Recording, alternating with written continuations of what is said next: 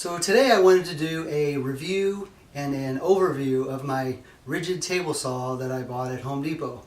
I purchased this table saw about 2.5 years ago. It was like the beginning of 2013, but it's really only been like the last year or so that I've been using this saw on an almost daily basis. So I thought now would be a good time where I could do a legitimate review of the saw now that I've been using it quite a bit. This video isn't intended to be a table saw tutorial or anything like that.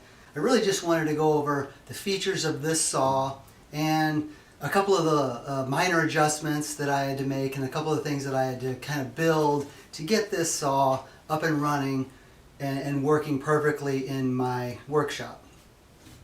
So I guess I'll just start with the purchase and the packaging. It came in one giant heavy box. I don't know how heavy it was. It was well over 200 pounds, maybe 300 pounds. But it was packed well, and I know that because I had to move that box numerous times before I finally got it into its, unboxed and into its final location. I bought the saw right before I moved from one house to another. So I moved that box into my truck, out of my truck, into a storage locker, back into my truck, into my garage.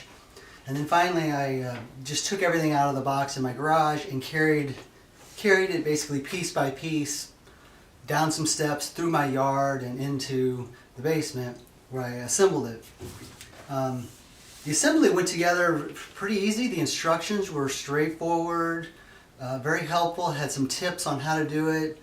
I think, if I can remember correctly, you basically turn the table upside down, on a cardboard box or a board, and then just start putting things on it from, upside down, and then you build this, you assemble the stand, and then you flip, the table and the motor and everything up onto the stand, and then attach it with bolts. That was all. I mean, even though it was heavy, I did it all by myself. I do remember that flip was difficult, but I think the hardest thing to assemble were the front and back tracks, the one with the front with the scale, and in the back there's a T-track here on the back. Just because I'd never really seen a saw like that, I probably should have just gone back to the store where I bought it and looked at the display model on the floor, and I probably would have been able to see right away that's how you put it together. That was really the only thing tricky. One thing I do like about the way that this track system is set up is that it's got a little gap over here on the right hand side of the table where you can either just put a board there and extend your table surface out, or you could drop a router in there, on a board, and have a little router table as well on your table saw, and you could use this fence, for your router. So I haven't done that because I already have like a homemade router table over there that works fine for me, so that is just an open gap that things fall through right now. So anyway, so that's that. The only adjustments that I really needed to make were the fence and assembling putting the splitter in. The table saw that I had before this was like a mid-90s model Craftsman that didn't even have a splitter. And man, is a splitter nice. I can't even believe that I survived all those years without a splitter. But I definitely have felt several times where my saw kerf was closing up and the blade was starting to slow down, and it was the splitter that, kept that piece of wood from crimping in on the blade. So it's a great feature. I would never have a table saw again without one. This saw also came with like a plastic blade cover housing and I think a riving knife. I never even assembled it. It's sitting in a drawer somewhere. It just seemed like it would get in my way. And I think with, I use a push stick for almost every cut, plus with the splitter, I've never had any problems in 10 years of woodworking. But it comes with that, so if you want that extra level of safety, it's got it. Putting the splitter on is a piece of cake, pretty much, but getting it set to be perfectly in line with your blade was a slight challenge. Again, this is the first time I'd ever done anything like that. with a wider body blade, like with a blade that's almost an eighth inch thick, it's probably not going to be that difficult, but I use thin kerf blades, which are just almost exactly the same thickness as the splitter. I mean, I think my blade is maybe 1 or 2 thousandths of an inch wider than the splitter, so that you had to get the splitter perfectly in line with that blade, because if it's just proud either to the right or to the left of your blade, as you're pushing your workpiece past the blade, it's going to hit the edge of that splitter, you know, in mid-cut, so you're going to have to stop. And so we basically put a straight edge up against the blade, line the splitter up with that straight edge, and then there's 2 little hex nuts that you've got to tighten at that time that you've got everything in line. But then when you want to tighten those, when you tighten those, the little carriage wants to move a little bit, so I think that's what happened on my first attempt. So you got to be real careful, tighten them slowly and delicately, you know, so that that carriage doesn't move, unless someone knows some other trick to tighten it. But that's, so it took me a couple tries, but once I got them tightened, it's perfectly in line with my thin kerf blade. Every cut is perfect. The other adjustment was the fence. I noticed my first few cuts had more burn marks on them than I was expecting. So I had determined that when I locked down the blade, the end, or when I locked down the fence, the end was pinching in towards the blade just a little bit. So it's pretty easy to fix. It only took me 1 attempt. You just need to get a you know, straight edge, a ruler, a really straight piece of wood, something that you know is the exact same width across its whole body. Put it in between your fence and your blade. Push your fence up against that straight edge. There's a nut at the end of this fence that you loosen, and that loosens, you know, the little mechanism that locks up against this rail here. And then, you know, you push it into place, make sure it's perfectly parallel with the blade, lock it down, and then tighten that nut, and you should be good to go. The miter gauge that came with this, I don't even use. I tried to use it. I really honestly think the first time I ever used it, there was an orange knob here, the knob that locks your, you know, your angle in place. And I think, like most people, once you get this set to 0 or 45 degrees or whatever, you're going to lock that down so it doesn't move.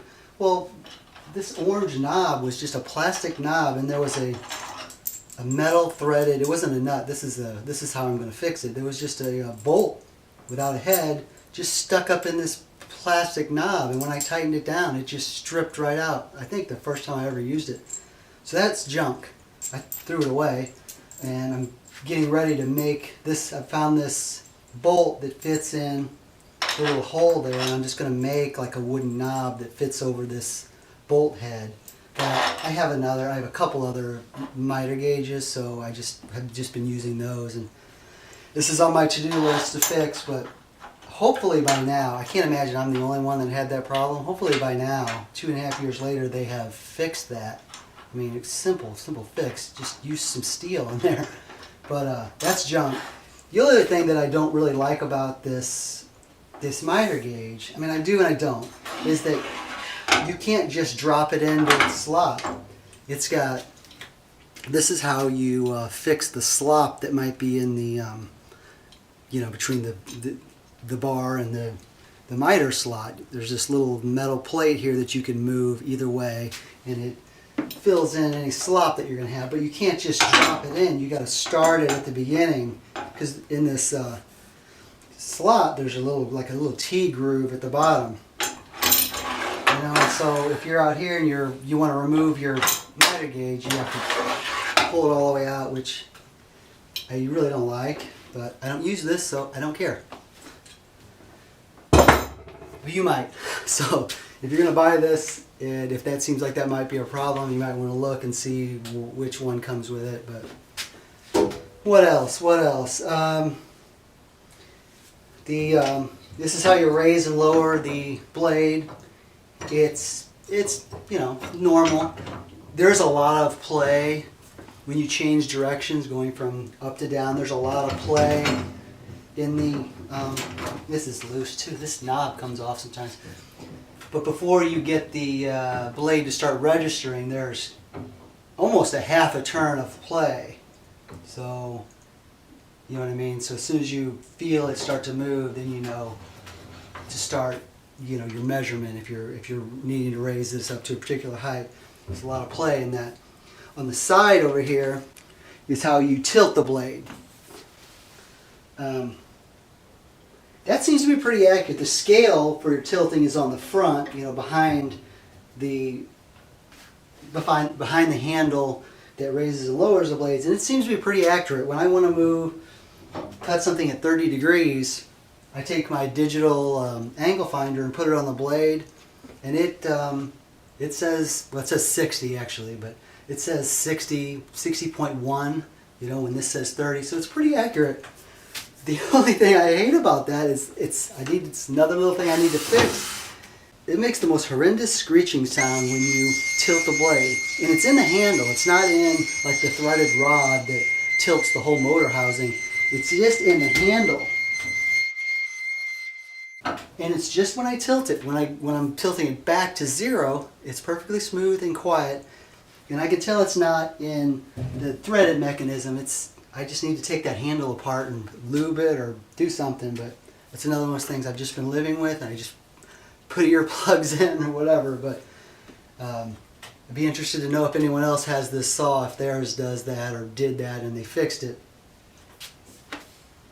It's got a mechanism to, if you needed to move your table, you just press on this foot pedal and it raises it up onto two little 4 wheels, actually 4 casters that you can move it. I never do that. My basement is slopes, where it's at right now, slopes towards a floor drain.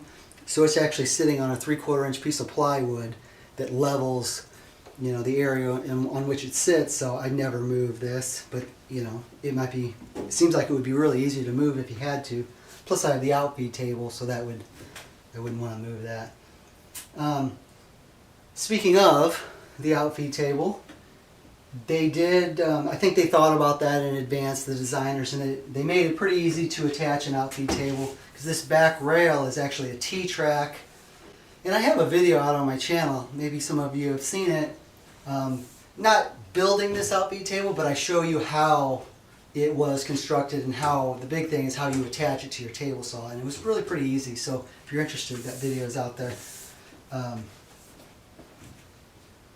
What else? It's got a place to hold your fence. It's got 2 little brackets on the side. It's got a little place to store an extra blade, and you can also store your wrenches to remove the blade there. But you know, I keep them magnetized on these. I got these powerful magnets, and I just stick them to the side of the table. It's just more convenient for me.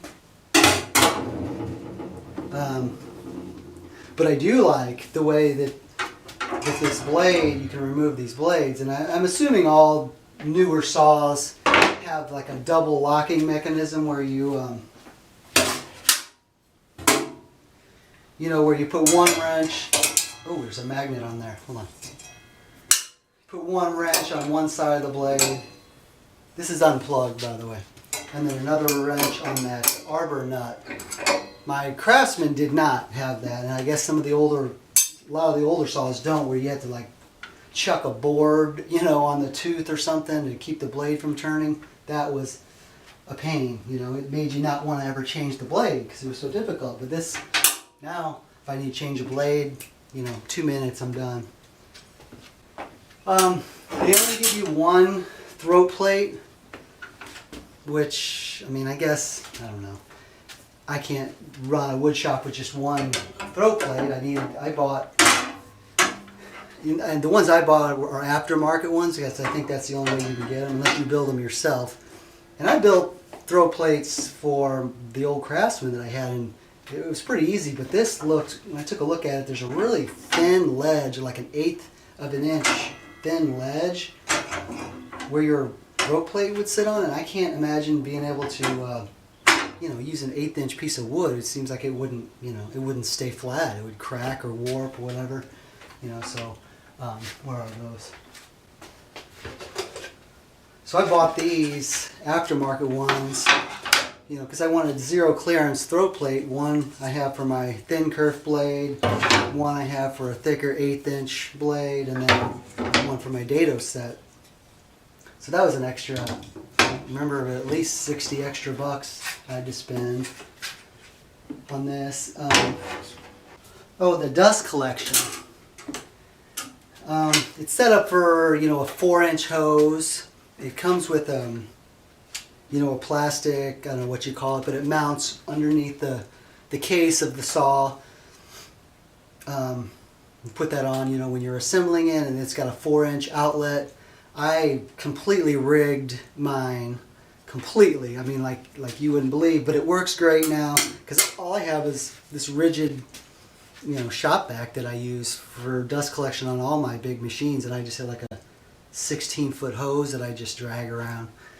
So I got under there, and I think I used like an old yogurt cup, like a large, you know, like a quart yogurt cup that fit, like one end of it fit perfectly in the 4-inch hose, and then I used a bunch of tape and hodgepodges of different hoses. And so now I've got it where it wraps all the way around.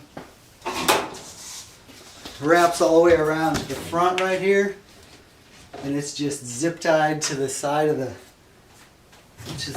saw. But you know, all I gotta do is just pop it in there, and then I can drag this over to my sander or my bandsaw.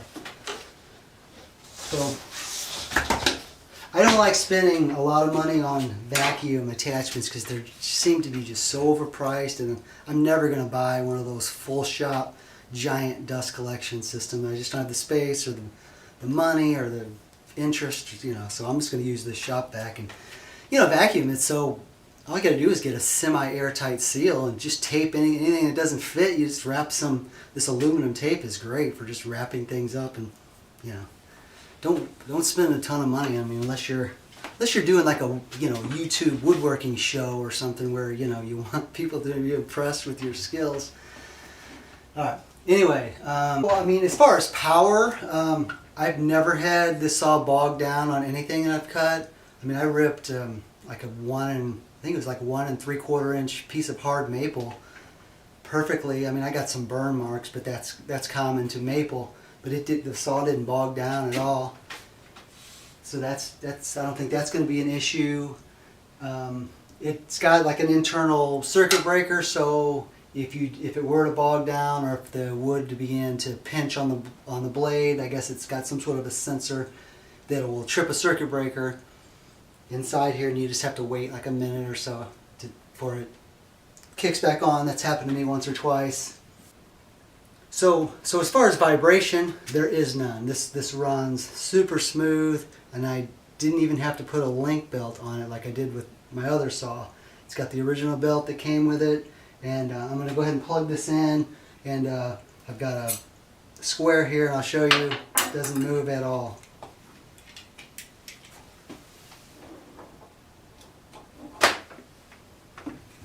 You barely even feel it. Not even vibrating.